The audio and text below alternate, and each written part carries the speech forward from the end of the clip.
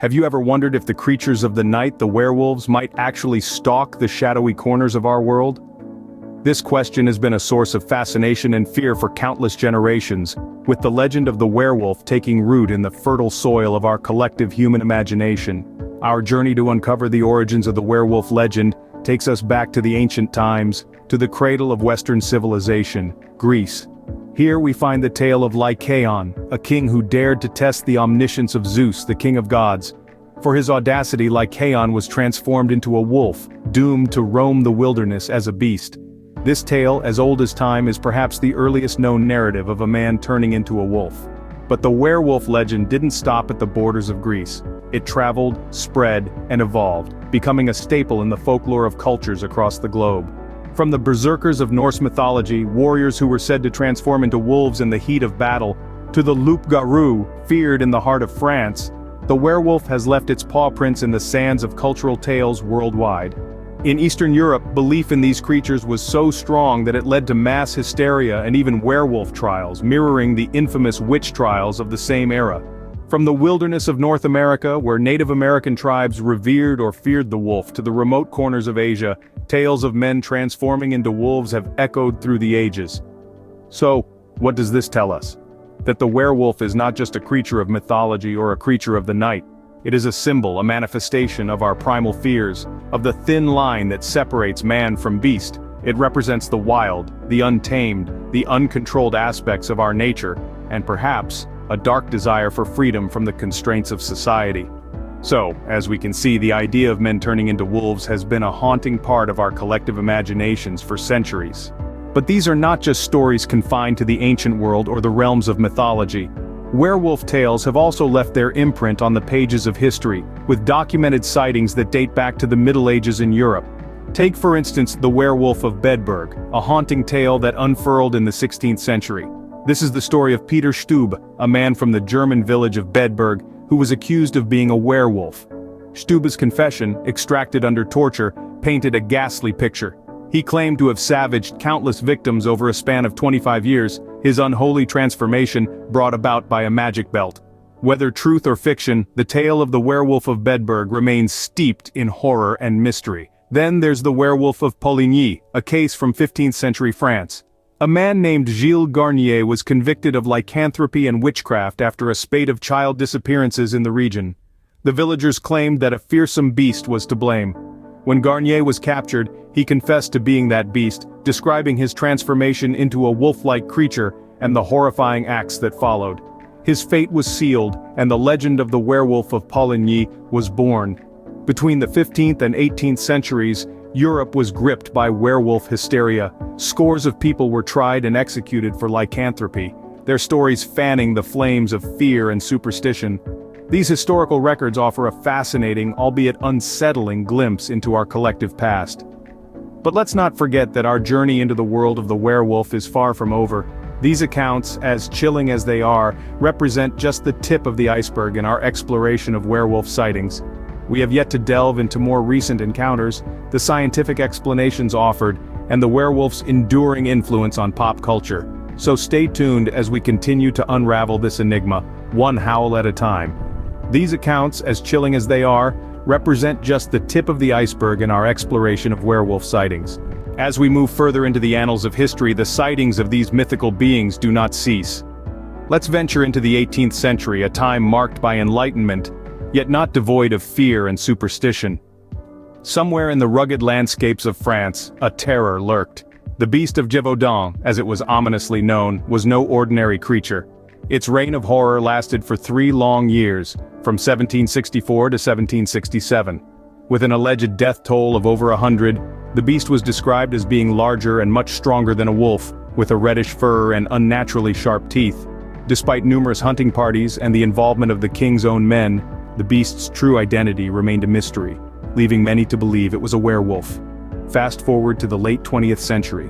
A rural road in Wisconsin, USA becomes the epicenter of werewolf sightings.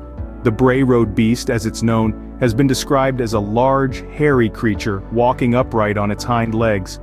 Reports started to surface in the 1980s and continue to this day, with locals and tourists alike claiming encounters with the beast. Despite extensive investigations, evidence remains elusive, and the Bray Road beast remains as mythical as the werewolves of yore. Even in the most rational of times, sightings of creatures that fit the werewolf description persist. From the eerie forests of France to the lonely roads of Wisconsin, the reports are eerily similar. A creature larger than a wolf, standing on its hind legs with a chilling gaze that seems almost human. As we delve deeper into these stories, we're left pondering, are these mere coincidences, misidentifications perhaps? Or could there be a sliver of truth to these tales? Could these creatures, these werewolves, be more than just figments of our collective imagination, fueled by centuries of fear and folklore? These more recent sightings beg the question, are werewolves more than just a legend? So, how do we reconcile these sightings with our understanding of the world today? Well, science, ever the buzzkill, offers a few possible explanations. One such explanation points to certain medical conditions that might underlie these werewolf sightings. Let's take a peek at hypertrichosis, for example. This is a condition that causes excessive hair growth over the body, giving those affected a rather wolf-like appearance. Although it's a rare condition, instances of hypertrichosis throughout history could have easily been misunderstood and misinterpreted as werewolf transformations. Another condition that might be contributing to the werewolf legend is lycanthropy, a psychological disorder where a person genuinely believes they can transform into a wolf. This isn't just about playing dress-up or getting into character for a Halloween party. We're talking about a deep-seated belief, a conviction that can be so strong it leads to changes in behavior and perception. A person with lycanthropy might growl, walk on all fours, or even claim to feel physical changes in their body. Then there's also the possibility of hallucinations, brought on by anything from a high fever to certain plants or fungi. Imagine being under such an influence and coming across someone with hypertrichosis. That's a recipe for a werewolf sighting if there ever was one. But let's not forget about the power of stories and our human propensity for exaggeration. A large dog seen in the moonlight can quickly become a monstrous wolf in the retelling. A hirsute individual might be recast as a half-man, half-beast creature. And the more a tale is told, the larger it looms in the imagination, feeding into our collective fear and fascination with the unknown. While these explanations might not satisfy the believers, they do provide a rational lens through which to view these extraordinary accounts. So while the existence of werewolves remains a topic of debate, one thing is certain: the legend of the werewolf continues to captivate us, blurring the line between man and beast, reality and myth. Whether real or not, the werewolf has certainly made its mark in our culture. The werewolf, a creature of the night, a symbol of primal fear, has been a staple in pop culture for decades, transcending time and geographical boundaries. It's a fascinating journey that's seen the werewolf evolve from a terrifying beast lurking in the shadows to a misunderstood and often romanticized figure. From classic horror films to modern-day TV series and literature, the werewolf has permeated all forms of entertainment. In the early days of cinema, werewolves were portrayed as horrifying monsters, with movies like The Wolfman setting the stage for a generation's fear of the full moon. But as time passed, the werewolf's image began to shift. In literature, these creatures have been given a more complex, multi-dimensional persona. Authors have delved into the psychological aspects of being a werewolf, exploring themes of identity, control, and the struggle between human nature and animal instinct. The Harry Potter series, for example, presented a sympathetic view of werewolves, showing them as victims of circumstance rather than evil monsters. Television shows have also played a significant role in shaping our perception of werewolves. Series like Teen Wolf and The Vampire Diaries have introduced a younger audience to these creatures, often depicting them as misunderstood outsiders, struggling to fit in while battling their inner demons. And let's not forget the role of video games, graphic novels, and comic books in popularizing the werewolf mythos. From action-packed video games like The Witcher to graphic novels like Fables, the werewolf has been reinvented time and again, each iteration adding a new layer to the lore. The impact of pop culture on our understanding of werewolves cannot be overstated.